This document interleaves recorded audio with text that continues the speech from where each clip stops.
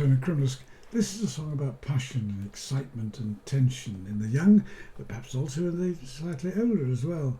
The tension comes from the words, but also from the accompaniment and the use of a particular chord. You may have seen the sign SUS, S-U-S, after a chord and wonder what it means. It stands for suspended, and it simply means that one of the notes of the chord is not played straight away, it's suspended. The note above it is played first, creating a deliberate discord, and then it resolves down. It's like hitting your head against a brick wall. It's nice when you stop. It's usually done to the third of the chord and playing the fourth chord and then resolving it down to the third, as is in this case. It can be done on the second one as well. Here we've got the chord of A7, which is this. That clearly consists of the notes of A, C sharp and E, and then the A is repeated here. And an ordinary A chord, it's played another A, it's got two A's. But that's the seventh. And we're delaying that third note, the C sharp here, by playing the note above it. Deliberately getting that cloche, which then resolves down.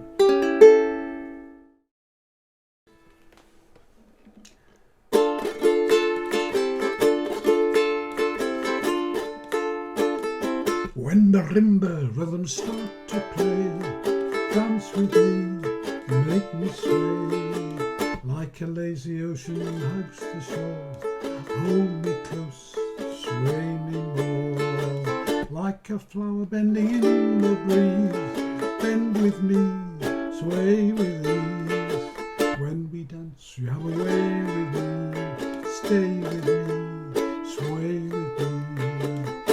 The dancers may be on the floor, but my eyes will see only you. Only you have that magic technique. When we sway I go wee. I can hear the sound of violins long before it begins. Make me thrill as only you know how.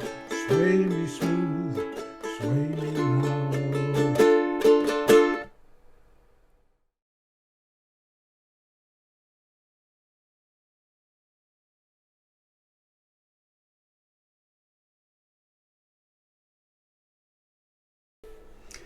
The other chords you have are a D minor, one finger off gives you an F,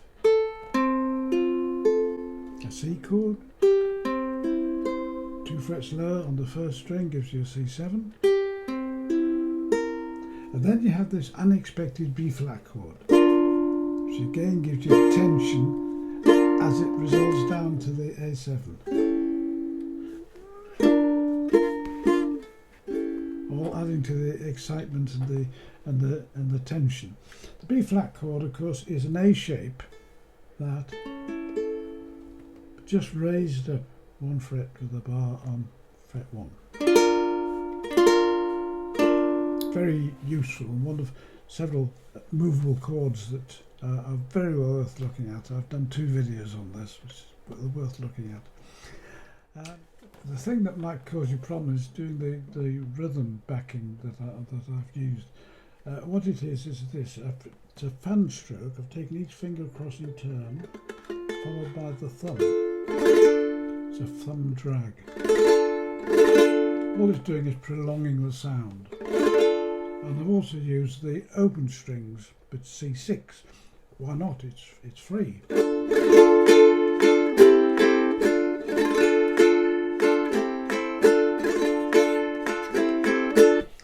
You're not allowed to practice that, but you don't have to. You could do perfectly well. When the rhythm start to play, dance with me, make me sway. Yeah, so it's up to you to decide if you want to have a go at that rhythm. Anyone who's watched my Facebook videos before will know I like to give you a bit of a challenge. So here's the challenge: to play the melody along with the accompaniment, which I'll record for you, or along with others playing the song, or somebody else playing the song, or an interlude between verses, and playing it on the ukulele rather than on kazoos or whatever else you might normally do. I've written the melody out in tablature. It doesn't show the rhythm accurately, this particular very simple form of tablature, but I'm sure you know the tune. So let's have a look at that.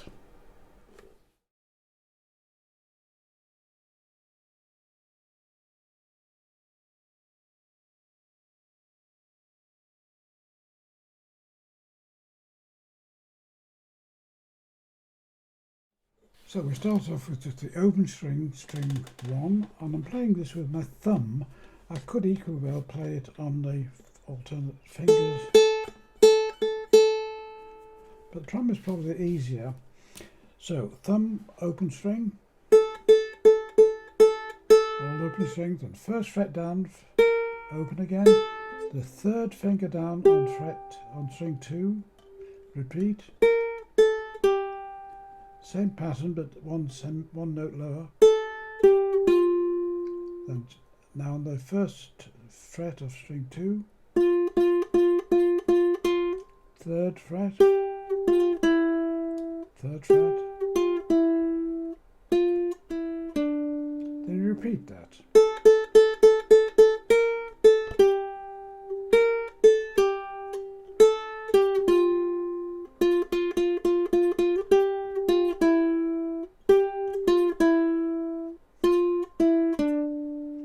Then we have the other dancers bit.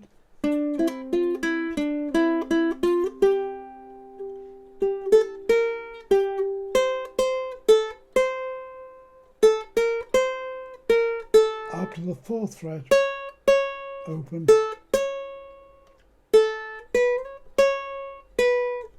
and up to the 5th fret.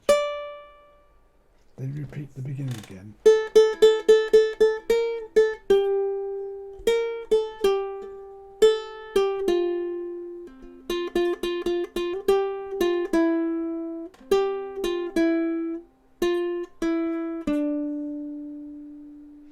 Now, I've recorded a backing, so you can try that out with the backing and see how it goes.